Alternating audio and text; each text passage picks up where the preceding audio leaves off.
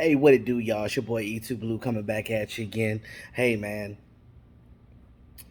I know a lot of you guys was watching the Hard Knocks last night, the episode one for the Dallas Cowboys. Now, I didn't get a chance to see it last night because I don't have HBO, but I did get to see it on YouTube today. So that's why I wanted to do a late talk about it because, again, I didn't see it at the same time everybody else did. So I didn't want to spoil it for myself. So I decided not to listen to anybody else until I saw it. So I saw it this morning, and I just want to say that there's a lot of things that I didn't. Well, I mean, I kind of expected it to be what it was. I knew that Dak was going to be the main thing, and Micah Parsons and things of that nature. Starting off primarily because of Dak's injuries. Dak is the quarterback of the team, obviously. So common sense to tell you that with his injury and everything that was going down, transpired last season with the ankle and everything. So they were going to talk. Now I could have went without seeing the video again because I don't like to keep seeing the video of Dak Prescott's ankle getting rolled on it. It just that's like seeing Allen Hurns when Allen Hurns was with the Cowboys when he had that same injury when we played Seattle Seahawks in the division round in the playoffs when Allen Hurns was on the team. That was horrible. I don't want to see that. But anyway, neither here nor there. So uh, guys, leave your comments in the comment box after the video.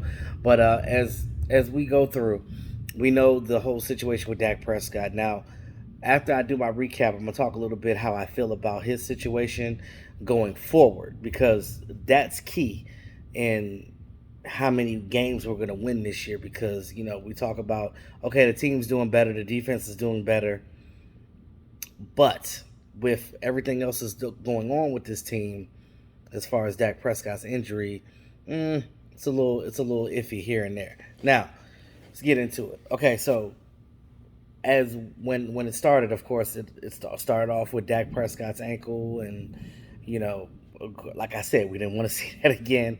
He has like a nice little wishbone type of scar on his ankle. He was talking a little bit about the pressures of dealing with that ankle injury, not being able to be there with his team. His brother, one of his brothers, committed suicide, and just having his other family there with him to um, help him, you know, get through it. Now, Dak has always said before, football is his number one love. Football is the thing that um, he loves because whenever things are going on in his personal life, it helps him to not necessarily forget it, but to deal with the situation better by actually playing football. And because he didn't play football last year, it was hard on him and things of that nature. So we have to understand that these football players are human, right? And we not only are they human, but they're young. These are young guys, right? Me for example, I'm 36 years old, so I'm older than pretty much the majority of the team. But when you look at in the grand scheme of things, like these guys ranging in their 20s and things like that. Dak Prescott just turning 27. Was he 27? 28. 27? But anyway, late 20s, 27, I believe. But either way, so him being that age, you have to understand where your mindset was when you were in your 20s. So think about that before you judge situation or look at situation, but understand that like your mindset is different when you're younger than when you're older. So everybody takes things differently, but one thing I do love about our quarterback is he's a mature young guy. Um, Everybody was talking about the Zeke Elliott not knowing how to rap a present. That was funny. And then Dak Prescott coming to his room or whatever, like, oh, don't spoil the surprise. So Zeke Elliott ended up buying Dak Prescott a travel bag, but unfortunately he couldn't use it because he didn't take the trip to Canton because he didn't play. Um, I like how they put in little clips of practice and things of that nature and seeing these guys in their element. Now, I've heard a lot of people say, oh, I didn't know Dak Prescott cursed so much. And I said,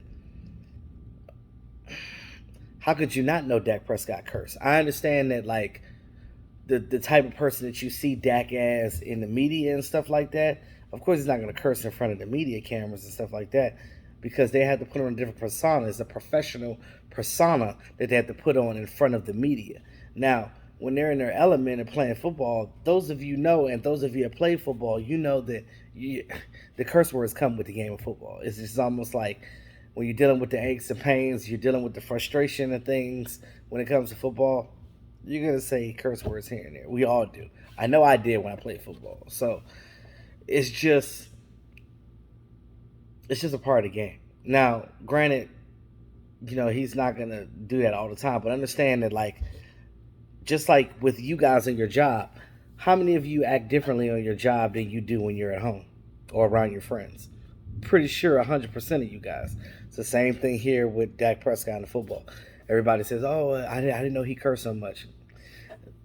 Understand that he is a football player and nobody's perfect. It is what it is. But um, it was kind of, I'm not gonna say refreshing to hear him curse because it didn't shock me. It just was like, wow, like he he knew the cameras were there and he knew that um, he don't know what parts that they're going to put in, but at the same time, when you're on the field, you're not thinking about the cameras.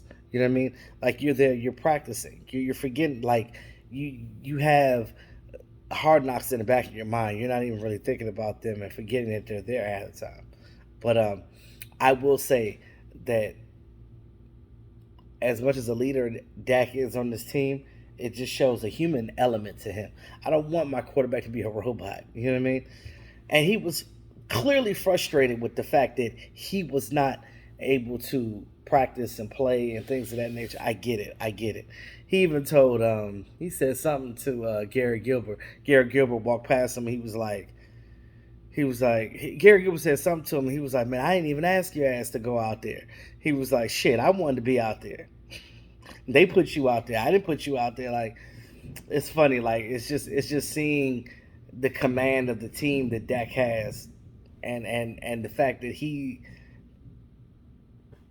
it's, I don't know. I love my quarterback. I kind of feel sorry for him in a lot of ways because now he's dealing with this.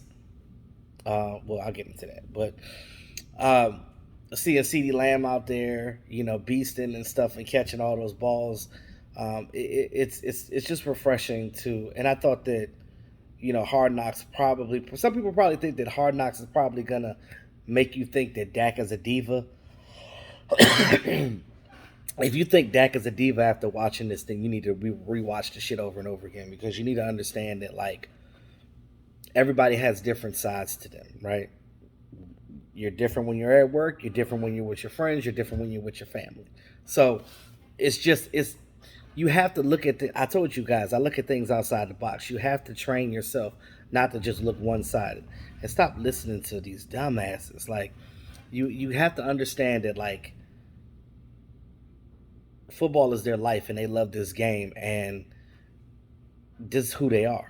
And granted, it is what it is, but you can't judge somebody off of that. But I just look at it like it is what it is. Now, as far as going forward, though, the things that I'm worried about. Now, I am happy that C.J. Goodwin is getting work back into the team. Greg Zuerlein should be good to go by week 1. Amari Cooper is off of the PUP list, so he's back practicing. So today at practice, the defense won. They saved the day. Defense looking good out there. We still don't know how the safety position thing is because, again, you need live games to see more of that and probably more time with certain players to see what that is like.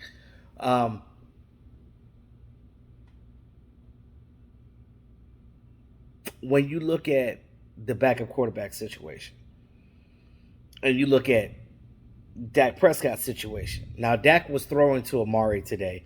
He threw a little bit to him. That was kind of cool just to see them back out there again. But not having Amari during that time, it was cool because we got to see CeeDee Lamb play in the one role. So these guys know what their role is.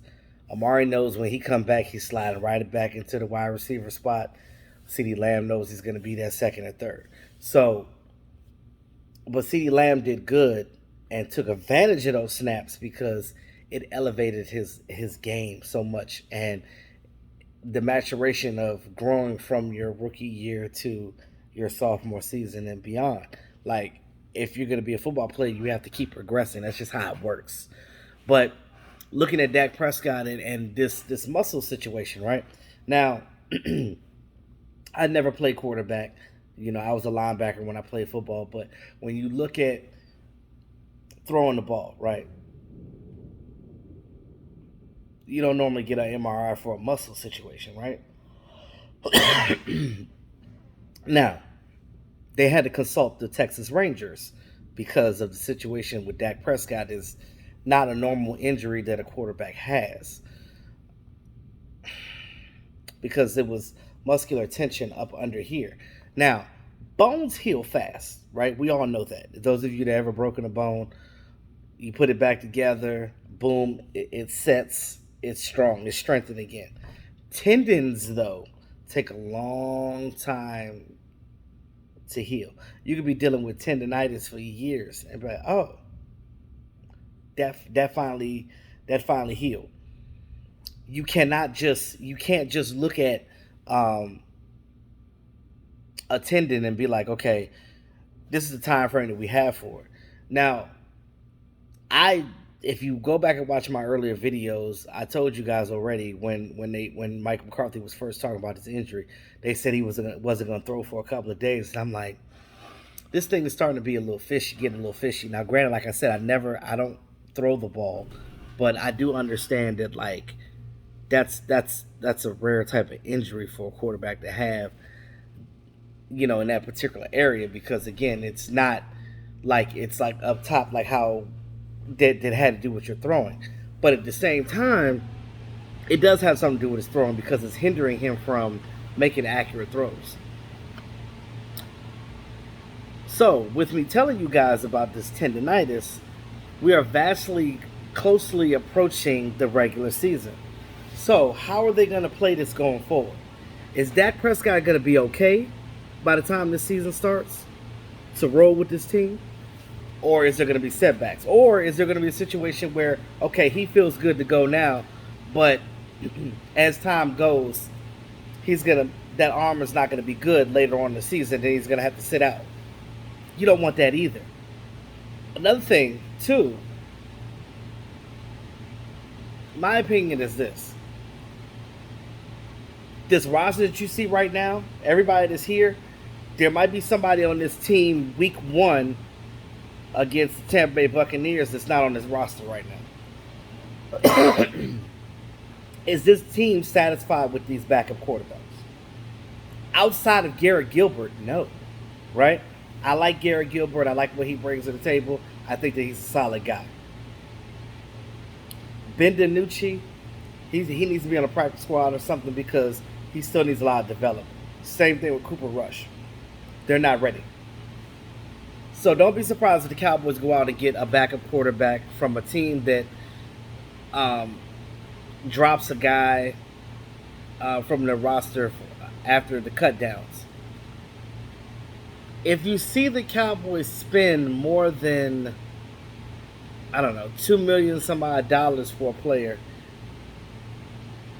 that should tell you how much they think about Dak Prescott's situation. Because if they bring a backup quarterback in here and they pay him more than $2 million, pay attention.